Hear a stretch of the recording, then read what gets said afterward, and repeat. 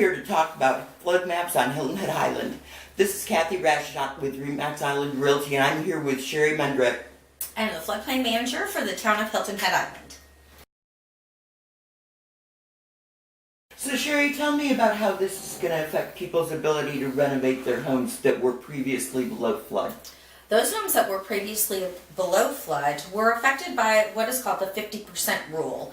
It's actually substantial damage in FEMA's terms, but once the cost of the renovation exceeded 50% of the value of the structure, that homeowner was required to bring the entire structure to the current base flood elevation, which can be a very costly process.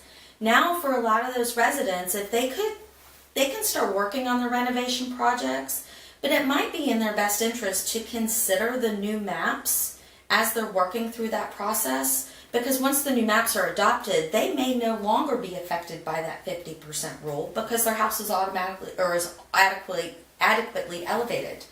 So now that they're adequately elevated, they can do all their renovations and remodeling at one time without having to pull multiple permits. And it makes some of these houses more feasible that in the past might have been considered a tear down. Yes, that is very true. A lot of projects are still sitting there because the cost of renovation is just too much.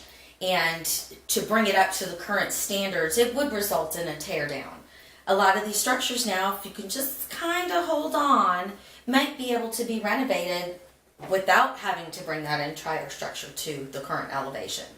But don't forget, we won't know until January. Yes, 2019.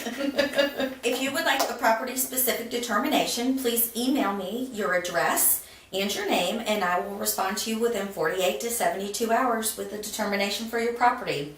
I will give you information to include the current base flood elevation and your new base flood elevation so you can see how it has changed.